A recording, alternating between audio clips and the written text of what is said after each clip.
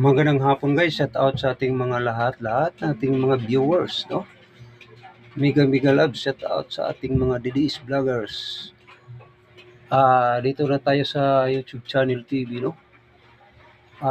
Maraming salamat sa inyo.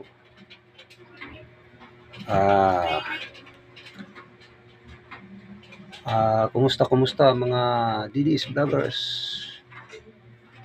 Mega loves. Shout out sa ating mga Inday Sara Duterte. Maraming salamat sa inyo, magandang hapon. Sa lahat ng mga diehard supporters ni Tatay Digong, Sara Duterte, maraming salamat sa inyo. Salamat sa inyong pag-support, no? O mga kababayan, di ta kumpiyansa kasi palapit na ang eleksyon, mga kababayan, na eleksyon sa presidente, palapit mga kababayan. Huwag tayong magkampante sa bawat isa sa atin. Kailangan akala natin medyo tahimik ng kabilang kampo, pero hindi pa yan, mga kababayan, no? Kasi nabanggit ang pangalan ni Tatay Duterte kay ayong nangamatay mga yung pinagsalvage, no? Yan ang pag-anuhan natin, no? Pag-subaybayan, no?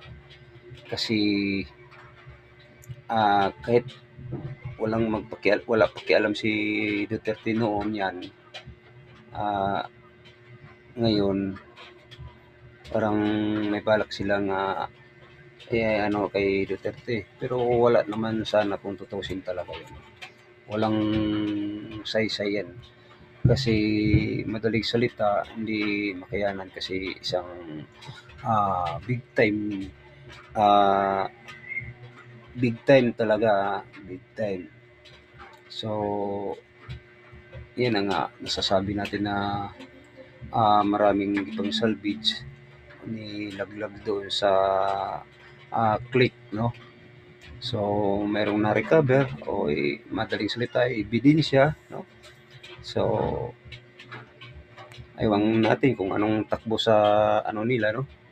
Magsubaybay lang tayo, mga kababayan. Importante, mag-comment kayo dito kung nagustuhan itong video, no? Mag-react kayo, pindutin na yung button, guys, no? Maraming salamat.